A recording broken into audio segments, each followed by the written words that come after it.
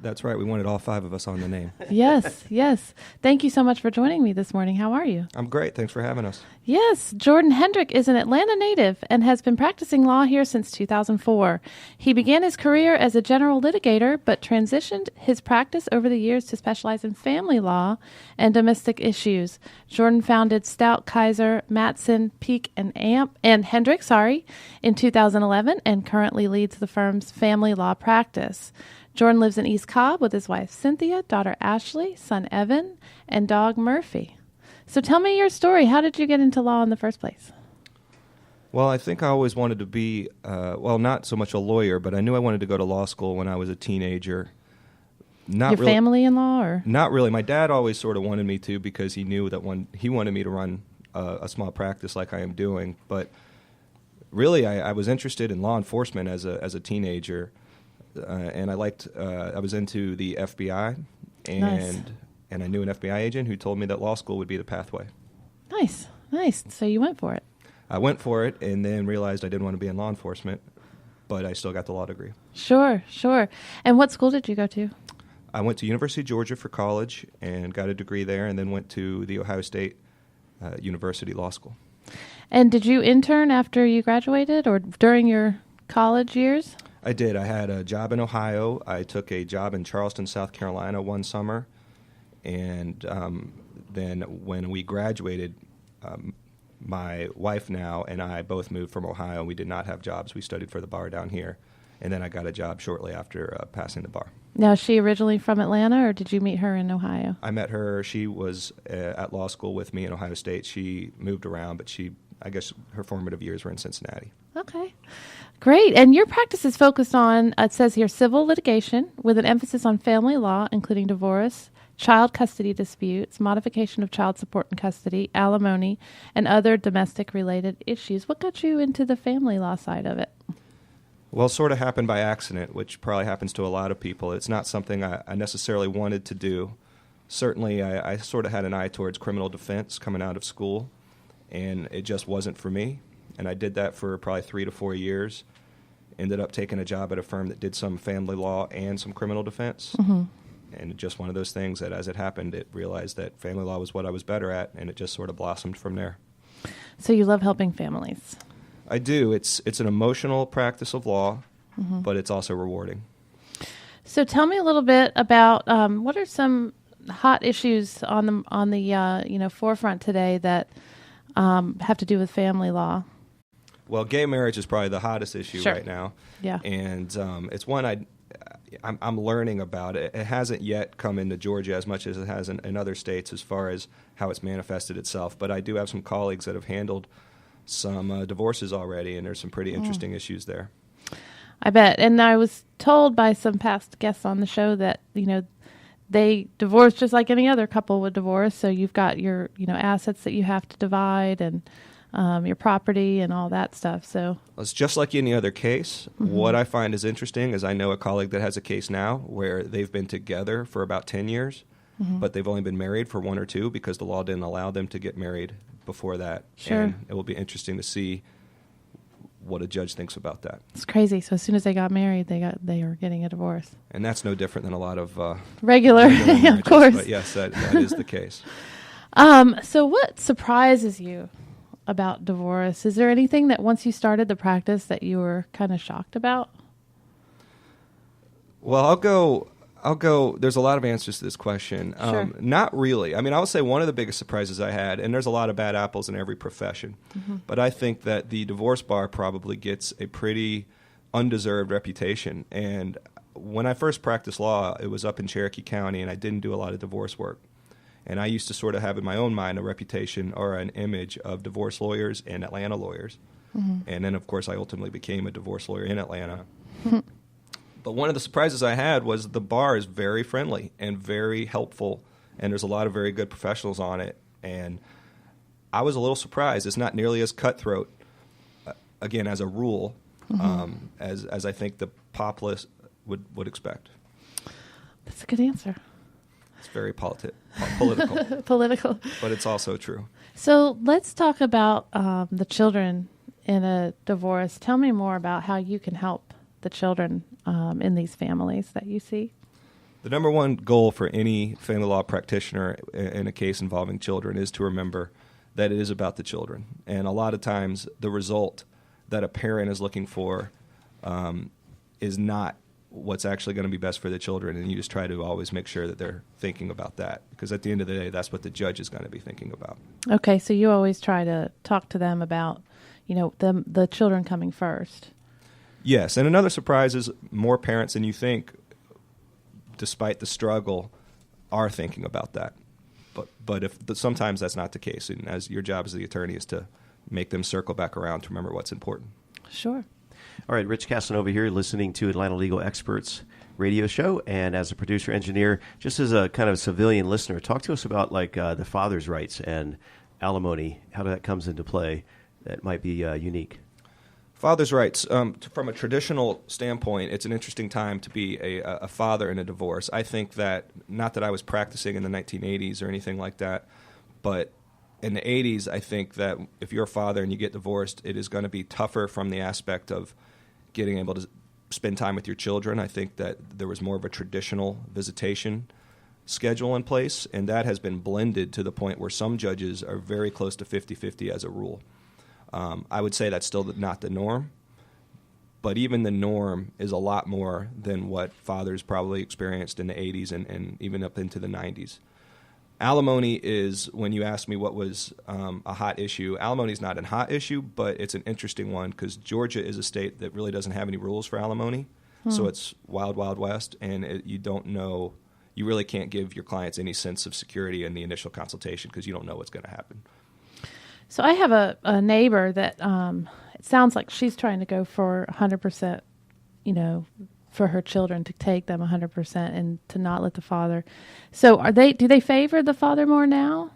Or does it just depend on each circumstance? I wouldn't say the father's favored now. I would say any non-custodial parent is going to have more time than traditional. And, in the traditional marriage, that was usually the father. The case you told me about, unless there's some really bad facts, your friend's not going to get 100% custody. That really does not happen.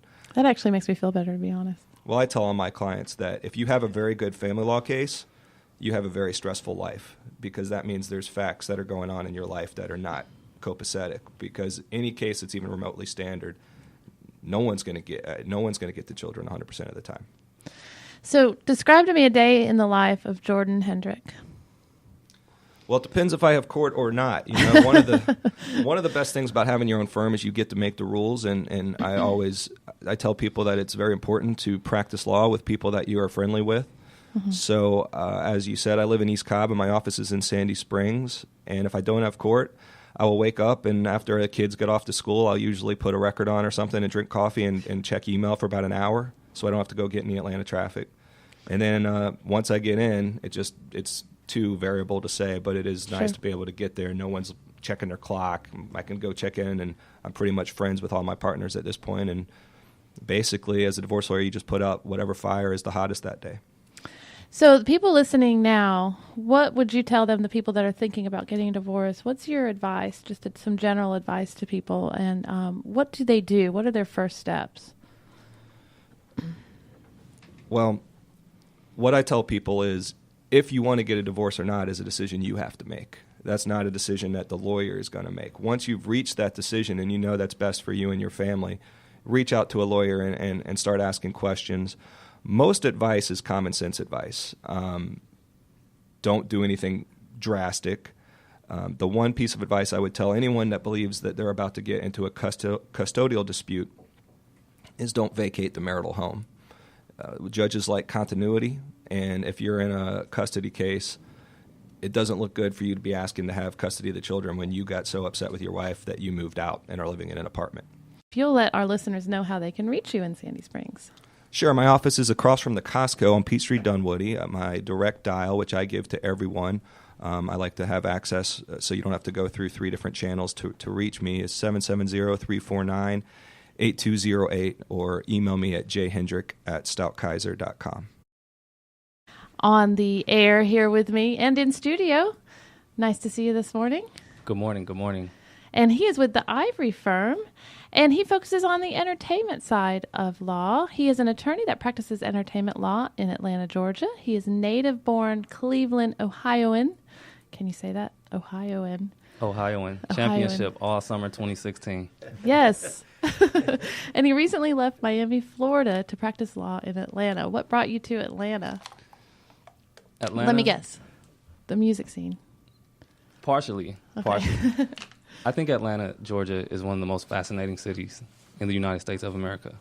It's very diverse, a great cost of living, many career opportunities, especially for millennials such as myself. Mm-hmm. I'm a year into the practice of law, and unlike many law students, which I advise you don't do what I did, but it worked out for me, I went straight into the practice of law immediately after graduating law school, and I can't think of a better city to have done it than Atlanta, Georgia.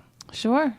Well, I originally got into law. I was working at the time in corporate finance at a bank in Ohio after I graduated from The Ohio State University. And one day, my managers told me that they had picked my next position. And I didn't like that. I didn't like not having the control over my career that I wanted. So I went to a library the next day. I'm old school. Took a pen and paper, and I wrote down everything that I wanted to be in my life.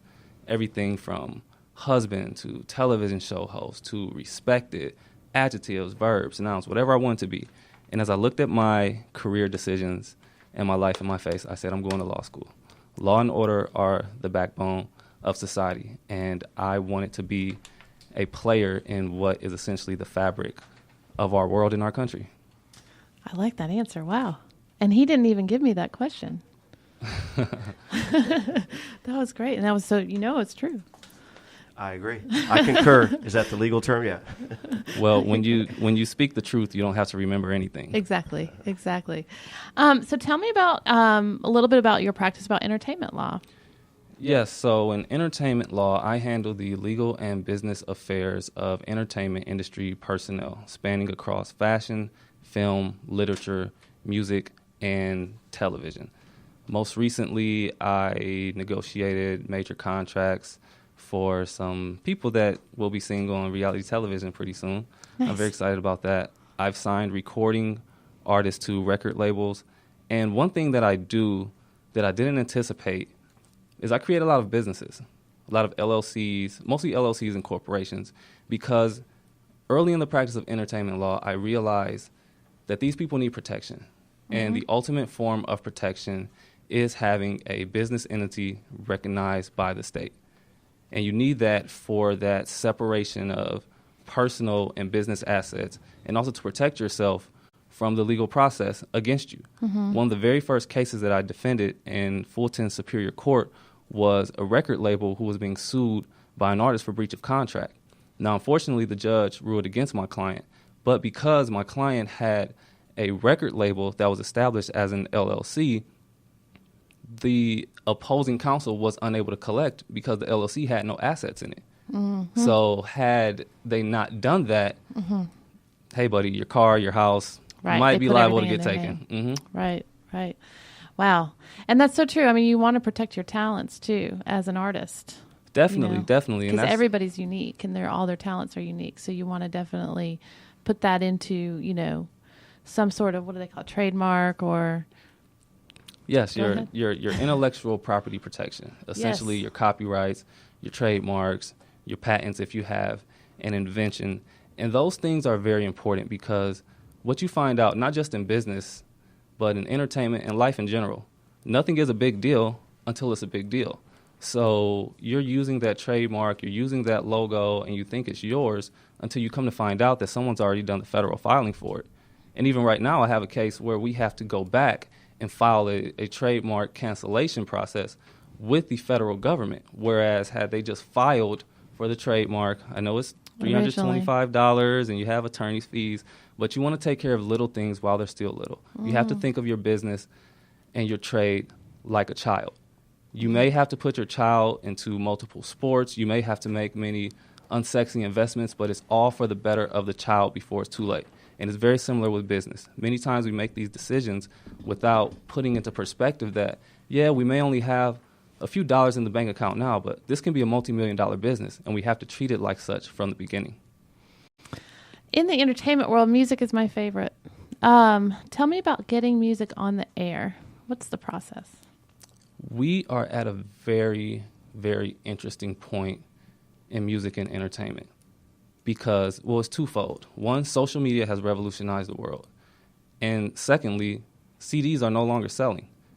So touching on social media for a second, what social media does is it lets people make themselves known to the public. And if you're not able to do that on your own, many of the major record labels, Sony, EMI, they're less likely to give you a recording contract because you haven't shown yourself that you're someone that the public will like. You haven't shown yourself through your Instagram, through your Facebook, through your Twitter, that you can develop a following that's worth us giving you a record advance, or that's worth us building a marketing team around you. So the second part of that is CDs aren't selling. CDs aren't selling. So to answer your question most directly, getting music on air is really a matter of streaming now. Between Tidal, between Pandora, between Spotify, as long as you have an album cover, and music that's somewhat catchy that could be played in rotation, you can get your music into streaming yourself. And what that does is you're now played alongside major recognizable artists. Imagine your song is coming right after Taylor Swift. Right. Or imagine your song is coming right after Justin Bieber. And so what that does is it drives traffic to you, and then you start to gather a following, and then we can start talking radio, then we can start talking recording artists. But I tell artists, if you want your song on the air, you need to get into streaming. You need to either be able to do it yourself or to seek wise counsel that can help you with the process. I like the smile that came with that. Like me. Touché. Yeah, so that's so crazy because it's totally different than it used to be. It entails leverage. And when you're negotiating TV deals, you have to have an honest conversation with your client, and you have to say, look, I understand what you want, but we're going against VH1, or we're going against Viacom, we're going against ABC. And you have to know exactly where you are in your career and the type of following that you're likely to get, because that's going to determine what the parameters of that contract are going to be. Now, some of the major areas in that contract are, of course, your royalties, your synchronization rights, of course, your licensing, but mainly it's exclusivity. Because when these networks get a hold of you, they don't want you to be able to go on another television show 2 days later, and then that show becomes more popular than theirs. So you have to really understand the leverage that you have, who wants you to do what, and also, once you sign with that one network, how long do you want to be there? Because when I engaged in my last negotiations with VH1, a major point of contention was the option, in that they had an option to pick up my client for an additional 4 seasons, after 4 seasons that my client would already be on the show. And so I had to tell my client, look, do you really want to be in a contract that can possibly lock you up for 8 years? And when you're deciding that, you have to take into account how much money you're going to get paid per episode, how many cycles there's going to be. And what a cycle is essentially a season. That's kind of just legalese for a season. So you have to take into account a lot of factors and see where your client's leverage is to engage in the best negotiations on their behalf. Referrals are very huge. I'm very word of mouth. I'm very old school. I'm very traditional. I've never really been the type to approach people with my business card, but really just by kind of having an energetic and bubbly personality and being on amazing places like Atlanta Legal Experts. Yes. People tend to come to me when I put myself in the right position. Sure. And it's fun and it's humbling that people trust me and they accept me to be one of the person to handle their affairs. So I'm out in Atlanta a lot. Yes, I am able to be reached directly at 404-502-1214, also via email at christopher@theivyfirm.com. My office is 1100 Peachtree Street Northeast, Suite 200, Atlanta, Georgia, 30309. And I'm also able to be found on avo.com. Just search Christopher Ivory. Good morning. Good morning. How are you this morning? Excellent. How are you? Good. I've got another long name to rehearse here. That's okay. Bryant Mildenhall with Katz Wright Fleming Dodson and Mildenhall, not so bad, LLC. Personal injury, wrongful death, nursing home abuse. And Bryant comes to us today as with offices in Atlanta and Decatur. He represents injury victims and their families after tragedies such as car, truck, and motorcycle accidents. Bryant recently spent 2 weeks in Moldova.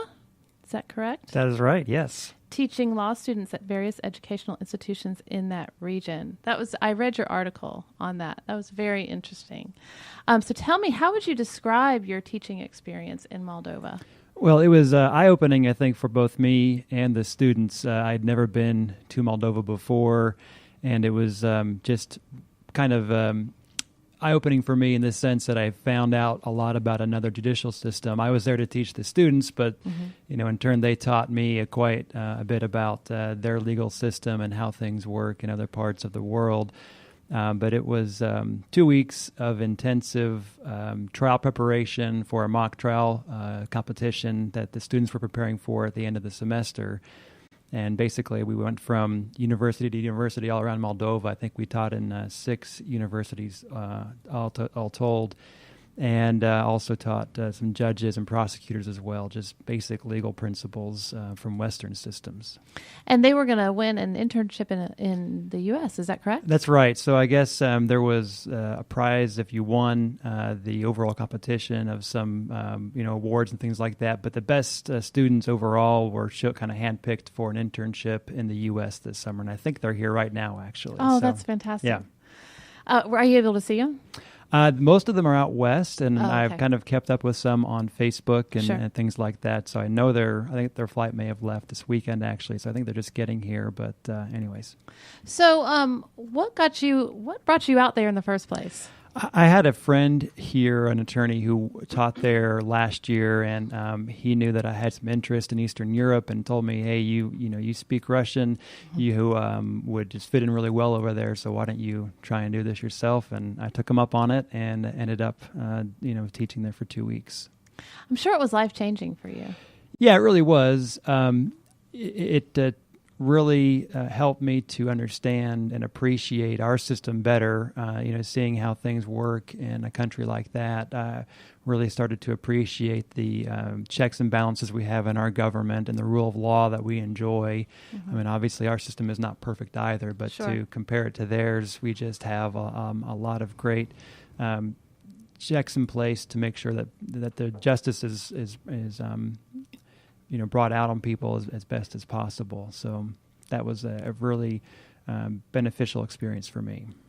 So tell me, can you describe Moldova and their way of justice over there? Yeah, so Moldova it has the distinction of being the least traveled to country in Europe. It's not very large in population or size. It's about the size of Metro Atlanta population-wise. Oh, wow. And their legal system is basically developing from about 1990, because before that they were part of the USSR, the Soviet Union.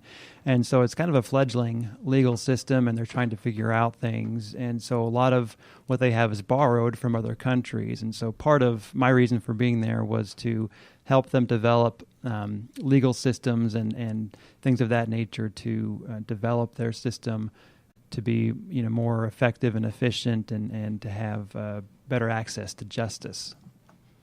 That's awesome. So what are the differences between their legal system and our legal system here? Well, our legal system, is based upon a lot of constitutional rights, like right to a trial by a jury. And one of the biggest surprises that I had upon getting to Moldova was that they don't have trials by jury.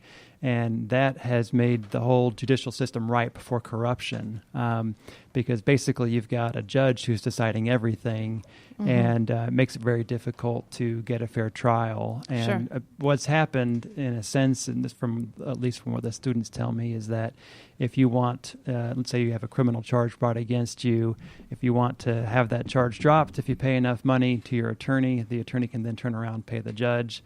and the charges are dropped, or you get some sort of good plea deal. And it sounds crazy and horrible, but they openly told me that's just the system that they have right now in Moldova. It's the way of life there. Yeah, and this was even conversations I had with prosecutors and judges, and they know it's a problem, and they're trying to fix it, but that's just kind of their way of life right now, like you said. Right. Wow.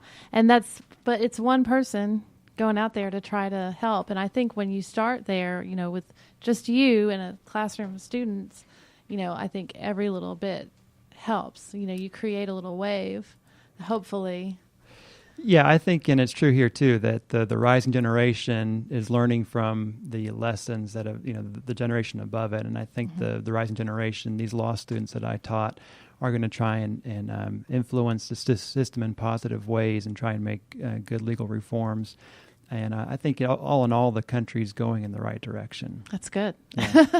It's like you can run the everyday, day-to-day stuff and kind of starts bogging you down. And then when you have some sort of, different experience, like you said, that happened to me. I had to speak at a seminar, and, it just made me refocus on my purpose for what I do. And so I was able to, it just kind of, oh yeah, I like what I do. All the day-to-day stuff didn't start wearing on me. Right. It does give you just an extra spark of energy to get going. And again, I also appreciated and understood, wow, we have a great judicial system. Sometimes I think all the attorneys here, Jordan and Chris, may agree with me that justice is not always served in the courtroom. Sometimes the wrong result takes place, and even though that takes place, I still have so much respect and gratitude for the system that we have here. And having a trial by jury is just a huge right, and to ensure that people do get justice. Love it. So, 2 main takeaways from your Moldova teaching experience. Well, one I'd say for all attorneys is look for pro bono opportunities that are maybe outside of the box a little bit. To go to Moldova, you could do it without speaking any Russian. Most of the teachers that would go through this program that I went through the Levitt Institute of International Development, they didn't speak Russian or Romanian, which is the other language in Moldova. And so there are, I think, a lot of international programs like this. It's a good way to, see the world, but also to use your skills and help other people that really are in need of learning those types of skills. So that's the first takeaway, is I try and tell people, have fun with your pro bono experience and your legal career. And I think lawyers sometimes have reputation, except for Chris over here, who's going out in the Atlanta nightlife every night. A lot of us has a reputation of, white collar in the office all day and not having much fun. And this was a way to get out and see the world, but also use my legal skills. The other big takeaway, I think, is that, every country has a need for legal development, and like we talked about earlier, even our country has that need, and I think that we all need to work to improve, and like I said, the rising generation is doing a great job here in the U.S. as well to try and improve things as best they can. But not to take it for granted. I mean, we are on the best country on this earth, so right. Yeah, with the freedoms that we all enjoy. So you plan on going back anytime soon? I'll have to convince my wife and kids to let me go again. That was 2 weeks away from them was kind of difficult, but sure. I'd like to go again. And all the students, that I worked with are definitely, a draw to get me back there. Just wonderful kids and very eager to learn. So I'd like to try and get back when I can. Where is your firm located here in Atlanta? Our main office is in Decatur, just across the street from the courthouse, downtown Decatur, Georgia. And how can our listeners reach you? Probably the best way is to go to our website, which is robertnkatz.com. So Robert N as in Nancy, Katz.com. And Katz is Katz. That is correct. Well, we really appreciate you being on the show. Thanks for having me.